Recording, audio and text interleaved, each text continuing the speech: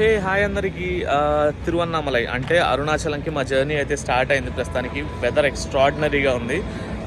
Early morning 5:30కే start అయ్యాం, కానీ ఇప్పుడు ఆల్మోస్ట్ 7 అవుతుంది అనమాట టైము. కానీ అప్పుడు వీడియో చేయడానికి కుదరలేదు, సో అందుకని ఈ టైంలో చేస్తున్నాను అనమాట. మీరు కూడా చూడొచ్చు క్లైమేట్ ఎంత బాగుందో వెనకాల నుంచి.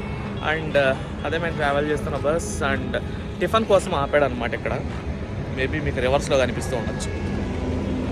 ఇంకా తిరువన్నామలై రీచ్ అవ్వడానికి ఆల్మోస్ట్ 10-10:30 అవుతుంది. అక్కడికి వెళ్ళిన తర్వాత వెదర్ కండిషన్స్ని బట్టి నేను మాట్లాడగలనా లేదంటే డైరెక్ట్ వీడియో చేయాలా ఏంటి అనేది డిసైడ్ అవుదాం. ప్రస్తుతానికి ఇదే శరవణ భవన్ మేము టిఫిన్ చేయడానికి ఆగిన ప్లేస్. అండ్ టిఫిన్ ఎలా ఉందని మాత్రం నన్ను అస్సలు అడగండి. అండ్ పూజ మంచి ఎగ్జైట్మెంట్ ఫీల్ అవుతుంది వాళ్ళ ట్రిప్ గురించి. మన వ్లాగ్ కోసం వీడియో తీసుకుందామని అలా ముందుకెళ్ళి డ్రైవర్ పక్కన వెళ్ళి నిలబడుకున్నాను అనమాట. ఆయన ఏ బాబు ఇక్కడ నిలబడుకోవద్దు, వెనకాలకి వెళ్ళిపోవని టెన్షన్ పడుతూ చెప్పాడు. ఏంటన్నా ఏమైంది, నా యూట్యూబ్ ఛానల్ కోసం నేను ఒక వ్లాగ్ చేసుకోవాలి, వీడియో తీసుకోవాలంటే ఇక్కడ గ్లాస్ మీద ఒక చిన్న స్టాంప్ కనపడుతుంది కదా, ఆ స్టాంప్ ఎందుకు ఏర్పడిందంటే ఇలానే ఒక అతను వీడియో తీస్తూ ఉండి అతను డ్రైవర్ బ్రేక్ వేసిన వెంటనే వెళ్ళి అద్దానికి గుద్దుకొని అద్దం బ్రేక్ అయిందంట. అందుకనే అక్కడ చిన్న స్టిక్కర్ లాగా అంటించారు. అలా ఒక క్రేజీ జర్నీ తర్వాత మేమైతే అరుణాచలం రీచ్ అయిపోయాం. ఇదే అరుణాచలం బస్ స్టాప్. చూసారా ఎలా ఉందో అరుణాచలం బస్ స్టాప్. నేను కూడా ఇలా ఉంటుందని అయితే ఎక్స్పెక్ట్ చేయలేదు. మేము ఇక్కడికి రీచ్ అయ్యేసరికి ఆల్మోస్ట్ 10:30 అయింది మార్నింగ్. సో ప్రస్తుతానికి మనం అయితే అరుణాచలంలో దిగాం, కానీ ఇక్కడ రూమ్స్ అనేవి మనకు అవైలబుల్ లేవు. అండ్ ఎక్కడ ఉంటాయి ఏంటి అనే ఇన్ఫర్మేషన్ కూడా లేదు. సో రూమ్స్ అలా వెతుక్కుంటూ నేను పూజ వెళ్తున్నాం. మా ఫ్యామిలీ వాళ్ళు అయితే వెనకాల వెయిట్ చేస్తున్నారు. చూద్దాం ఎక్కడ రూమ్స్ బాగుంటాయో ఏంటి అని. ఆల్మోస్ట్ ఎవ్రీ సాటర్డే అరుణాచలంలో పవర్ అవుటేజ్ ఉంటుంది అనమాట. అండ్ పవర్ కట్ చేస్తారు. ఈవినింగ్ 6 వరకు పవర్ రాదని చెప్పారు. కొన్ని అయితే రూమ్స్ దొరికాయి, కానీ అవి ఫస్ట్ ఫ్లోర్ సెకండ్ ఫ్లోర్లో ఉన్నాయి అండ్ వాటికి లిఫ్ట్ లేవు. మా మమ్మీ పూజ వాళ్ళ అమ్మమ్మ అంత పైకి ఎక్కలేరు కాబట్టి మేమైతే ఆ రూమ్స్ వద్దని చెప్పేసాం. సో ఇంకెక్కడన్నా ఉంటాయా అని వెతుకుతూ ఉన్నాం అనమాట. రూమ్స్ బుక్ చేసుకోకుండా వెళ్తే మాత్రం చాలా ఇబ్బంది అవుతుంది. అండ్ అందుకనే ఎవరన్నా అరుణాచలంకి వెళ్ళే వాళ్ళు ఉంటే ముందుగానే రూమ్స్ బుక్ చేసుకొని వెళ్ళొచ్చు. అండ్ దేవస్థానానికి సంబంధించిన రూమ్స్ కూడా కొన్ని దగ్గరలో ఉంటాయంట. వాటి గురించి ఎంక్వైరీ చేసి అవి ముందుగా బుక్ చేసుకుంటే మాత్రం చాలా బెటర్. ఫైనలీ మాకైతే ఒక ఆటో అన్న దొరికాడు అక్కడ. ఆ ఆటో అన్న మమ్మల్ని రూమ్స్ దగ్గరికి తీసుకెళ్తానని చెప్పి ఇలా దేవస్థానం రూమ్స్ ఉన్నాయి కదా, సో అక్కడికి తీసుకెళ్తున్నాడు అనమాట. అందరం 5 మంది ఒకే ఆటోలో అలా ఇరుక్కొని కూర్చొని ఉన్నాం. ఇక్కడ రోడ్డు మీద వెళ్తుంటే ఎండ చూసి ఈ ఎండలో మనం గిరి ప్రదక్షిణ చేస్తామా అండ్ చేయగలమా అనే డౌట్ అయితే నాకు వచ్చింది.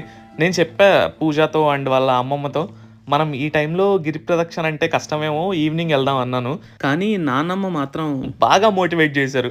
లేదు మనం ఈ టైంలోనే వెళ్దాము, ఏం కాదు, మేము ఆల్రెడీ గిరి ప్రదక్షిణ 2-3 సార్లు చేసి ఉంటున్నాము, సో మాకు ఈజీగానే అయింది, సో మీరు ఇంకా ఈజీగా నడిచేస్తారని చెప్పారు.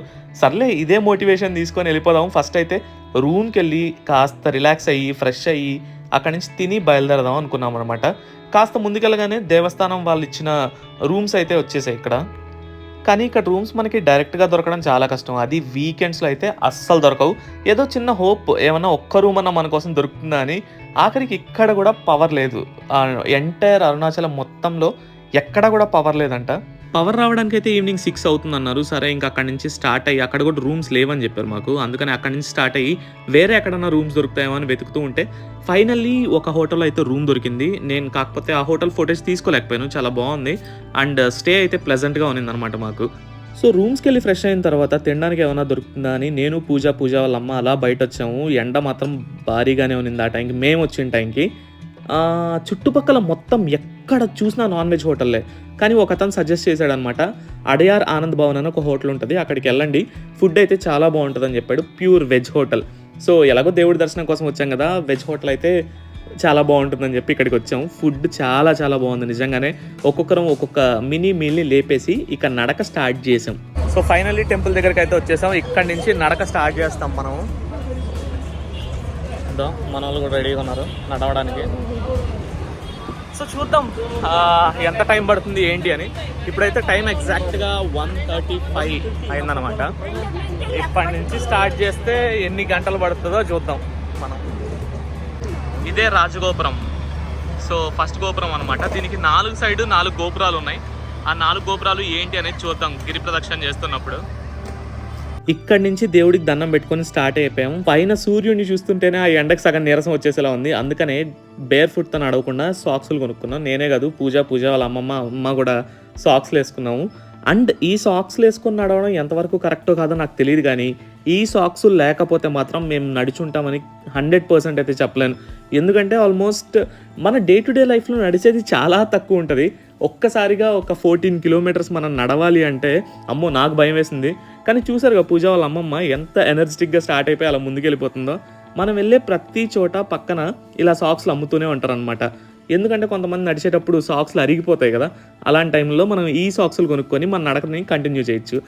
అండ్ ఇక్కడి నుంచి ఎళ్ళే దారిలో మనకి చాలా టెంపుల్స్ కనిపిస్తాయి. ప్రతి ఒక్క టెంపుల్ దగ్గరికి ఎళ్లి దేవుడికి దండం పెట్టుకొని కాస్త రిలాక్స్ అయ్యి మళ్ళీ మా నడకనైతే స్టార్ట్ చేసేస్తూ ఉన్నామనమాట. అండ్ కొన్ని టెంపుల్స్ క్లోజ్‌లో ఉన్నాయి. మధ్యాహ్నం టైంలో క్లోజ్‌లో ఉంటాయనుకుంటా. నాకు కూడా తెలీదు ఎగ్జాక్ట్‌గా. సో, అన్ని టెంపుల్స్ దర్శనాలైతే అవ్వలేదు. బట్ ఈ 14 కిలోమీటర్స్‌కి కూడా 14 శివలింగాలు ఉంటాయి అని చెప్పారు. సో, ఆ శివలింగాల్ని ఒక్కొక్క దాన్ని దర్శించుకుంటూ నడుచుకుంటూ వెళ్ళిపోయాం.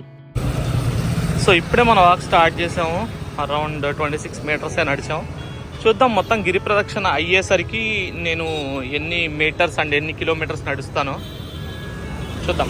నడకదారి స్టార్ట్ చేసి కాస్త ముందుకెళ్ళగానే ఈ రోడ్లో ఒక మ్యాప్ కనిపించిందనమాట. సో, ఈ మ్యాప్లో మనకి ఎక్కడెక్కడ శివలింగాలు ఉంటాయి, ఏ శివలింగంతో స్టార్ట్ అవుతుంది అండ్ ఏ శివలింగంతో ఎండ్ చేస్తాము అనే దాని గురించి క్లియర్ డీటెయిల్స్ ఉన్నాయి.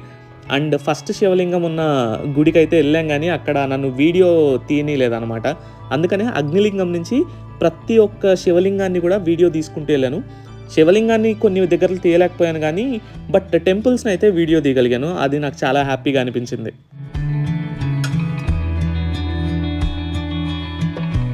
ఎగ్జాక్ట్‌గా అగ్నిలింగం టెంపుల్‌కి ఆపోజిట్‌గానే ఒక విఘ్నేశ్వరి టెంపుల్ కూడా ఉందన్నమాట. ఈయన్ని కూడా దర్శించుకొని మా నడకని కొనసాగించాం.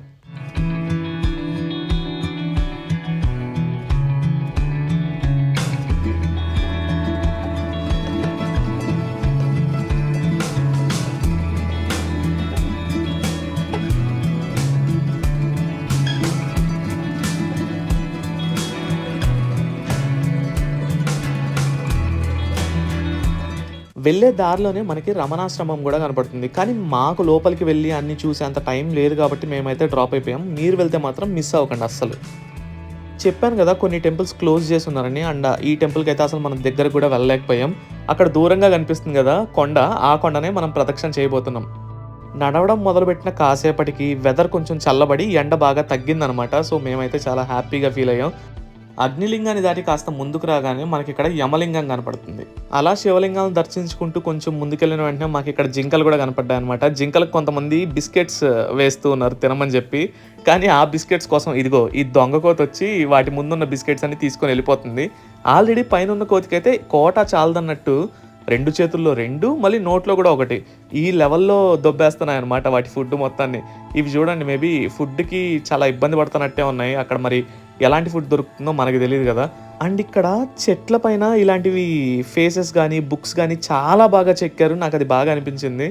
వెళ్ళేది మొత్తం నడకదారే అండ్ రోడ్ పైనే కాబట్టి నడక అంత కష్టంగా అనిపించకపోవచ్చు నడక అలవాటు ఉండే వాళ్ళకి. బట్ కొత్తగా నడిచే వాళ్ళకి మాత్రం చాలా డిఫికల్ట్గా ఉంటుంది. ఇక్కడ చిన్న చిన్న రాళ్ళు ఉంటాయి. సాక్స్ లేకపోతే అవి దిగిపోతాయి కాళ్ళలోకి. అలానే అలా నడుచుకుంటూ కాస్త ముందుకెళ్ళగానే నైరుతి లింగం కనిపించింది. ఇది 4వ లింగం అనమాట. ఇక్కడ దాకా నడిచామంటే మనం ఆల్మోస్ట్ 4 కిలోమీటర్స్ కవర్ చేసేసినట్టే. కానీ ఈ పూజ వాళ్ళ అమ్మమ్మకి పాపం మధ్యలో కాళ్ళు బాగా నొప్పెట్టాయి. ఆవిడ ఏజ్ కూడా చాలా ఎక్కువే. అందుకనే మా మమ్మీ వాళ్ళు ఆటోలో ప్రదక్షిణ చేస్తూ ఉన్నారనమాట. అందుకని ఆటోలో ఎక్కించి ఆవిడని కూడా పంపించేసాం. ఇక్కడ ఈ కోతి అయితే చెరుకుని మనుషుల కన్నా బాగా పీక్కొని తింటుందన్నమాట. అసలు మన వాళ్ళు ఎంతమంది చెరుకుని ఇలా తింటున్నారో చెప్పండి. నైరుతిలింగం తర్వాత మనకు కనిపించే లింగం వరుణలింగం. ఈ వరుణలింగం అంటే ఆల్మోస్ట్ 5th లింగం అని చెప్పచ్చు. ఇక్కడతో మనం 5 కిలోమీటర్స్ కవర్ చేసాం. అన్ని శివలింగాల్ని దగ్గరికి వెళ్ళి అయితే వీడియో తీయలేకపోయాను. ఎందుకంటే గుడి లోపల వీడియో తీయడం బంద్, అక్కడ అలో చేయట్లేదు అనమాట. అండ్ ఇక్కడ ఓన్లీ శివలింగాలే కాదు, ఇంకా అమ్మవారి టెంపుల్ చాలా టెంపుల్సే ఉంటాయి. మీకు ఓపిక ఉండాలే కానీ పుణ్యం మొత్తం ఈ నడకదారిలోనే వచ్చేస్తుంది అన్నట్లు మనకి చాలా టెంపుల్స్ ఉంటాయి. అవన్నిటిని దర్శించుకుంటూ ప్రశాంతంగా నడిచేయచ్చు.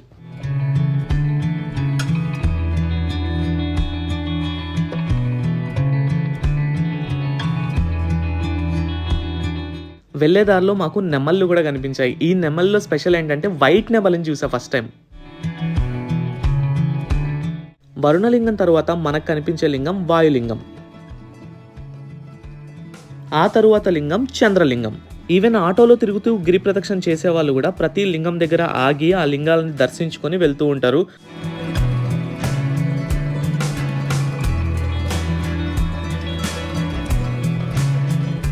కాస్త ముందుకెళ్ళగానే మాకు శ్రీ వెంకట అభిరామలింగం అని ఒక శివలింగం కనిపించింది అనమాట. దీని స్పెషాలిటీ ఏంటంటే ఏ గుడిలో అయినా సరే నంది శివుణ్ణి చూస్తూ ఉన్న డైరెక్షన్ లో ఉంటుందన్నమాట. కానీ ఓన్లీ ఇక్కడ మాత్రం దర్శించుకునే భక్తుల్ని చూస్తున్నట్టు ఉంటది. ఆ తర్వాత మనకు కనిపించే లింగం కుబేరలింగం వరకు రీచ్ అయ్యామంటే మనం ఆల్మోస్ట్ 10 కిలోమీటర్స్ కవర్ చేసేసినట్టే. అలా కొంచెం ముందుకెళ్ళగానే మనకి మోక్షగుండం కనిపిస్తుంది అనమాట. చాలా మందికి మోక్షగుండం అంటే ఏంటి, దీని స్పెషాలిటీ ఏంటి అంటే ఇది చూడడానికి చాలా చిన్న సైజులోనే ఉంటుంది. కానీ ఇలా మనుషులు అవతల వైపు నుంచి ఇవతల వైపుకు రావాలి. ఇలా ఈ మోక్షగుండం లోపల నుంచి బయటకు వస్తే మనుషులకి మోక్షం దొరుకుతుందని నమ్ముతారు ఇక్కడ. ఫైనల్గా దారిలో ఉన్న అన్ని శివలింగాల్ని దర్శించుకొని ఈశాన్య లింగం దగ్గర ఈ దీపం వెలిగిస్తారు. మేము మా నడక గుడి ముందు నుంచి స్టార్ట్ చేసాం కాబట్టి మళ్ళీ అక్కడికే వచ్చి దేవుడికి దండం పెట్టుకొని మా గిరి ప్రదక్షిణని అక్కడితో పూర్తి చేసాం. నైట్ 8 o'clock అంతా గుడి క్లోజ్ చేస్తారు కాబట్టి మేము నైట్ మళ్ళీ దర్శనానికి వెళ్ళలేకపోయాం. ఆ నెక్స్ట్ డే మార్నింగ్ దర్శనానికి వెళ్ళిపోయాం. ఆల్మోస్ట్ మార్నింగ్ 5:30కే స్టార్ట్ అయ్యాం అనమాట. మేము అక్కడికి వెళ్ళేసరికి చాలా మంది జనాలు ఉన్నారు. 5:30కి గుడిలోకి అలో చేస్తారని చెప్పి వెయిట్ చేస్తూ అలా మార్నింగ్ 6 o'clockకి క్యూలోకి వెళ్ళిన మేము తిరిగి బయటకు రావడానికి ఆల్మోస్ట్ 8:30-9 అయ్యింది. సో ఎర్లీ మార్నింగ్ టెంపుల్కి వచ్చేసాం. ఇప్పుడు ఆల్మోస్ట్ టైం అయితే 5:30 అవుతుంది అనమాట. అదే మనం వెళ్ళాల్సిన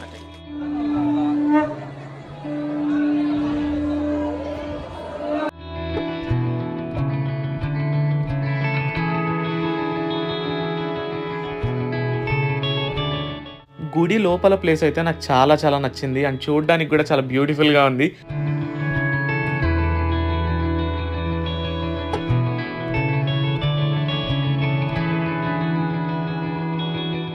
ఇదిగో మనం గుడి లోపల నుంచి రాజగోపురాన్ని చూస్తే ఇలా కనిపిస్తుంది అనమాట.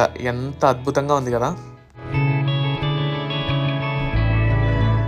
గుడికి 4 వైపులా 4 గోపురాలు ఉంటాయని చెప్పాను కదా. సో అదే అనమాట ఇంకొక గోపురం. అండ్ ప్రతి గోపురానికి ముందు మరొక చిన్న గోపురం కూడా ఉంటుంది.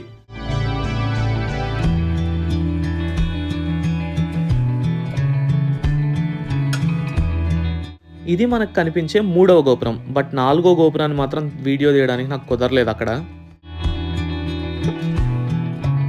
ఇక దర్శనం చేసుకుని బయటకు వచ్చిన తర్వాత ప్రసాదాలు తీసుకోవడం స్టార్ట్ చేసాం. అండ్ ప్రసాదాలు ఇక్కడ ఫ్రీ ఆఫ్ కాస్ట్ అయితే కాదు, మనం మనీ పే చేయాలి. అండ్ అదిగోండి అదే 4వ గోపురం అనమాట. దాని కింద అందరూ రాళ్ళు ఇలా పేరుస్తూ ఉన్నారు. ఎందుకంటే మనం ఇల్లు కట్టుకోవాలి అంటే ఇలా రాళ్ళని పేరిస్తే మనం కూడా ఒక ఇల్లు కట్టుకుంటామంట. అందుకనే పూజ కూడా వెళ్ళి రాళ్ళు పెట్టింది. ఇది ఫ్రీ క్యూ. మేము వెళ్ళింది అయితే 50 రూపీస్ క్యూ. అది కొంచెం త్వరగానే అయిపోయింది. బట్ ఆ రోజు ఫ్రీ క్యూలో అయితే దారుణమైన జనాలు ఉన్నారు. దర్శనం అయిపోయిన తర్వాత అక్కడే అన్నదానం ఉందంటే పూజ వాళ్ళ అమ్మమ్మ తిని వెళ్దాం అన్నారు. సో అందుకని మేమందరం కూడా వెళ్ళి అన్నదానంలో భోజనం చేసి వచ్చాము. ఈ గుళ్ళో పెళ్ళిళ్ళు కూడా అవుతూ ఉంటాయి. అదిగోండి న్యూ కపుల్ నడుచుకుంటూ వెళ్తున్నారు అక్కడ. ఫైనలీ మా అరుణాచలం ట్రిప్ అయితే అలా గడిచిందనమాట. And don't forget to like, share and subscribe to Pooja Shashi talks.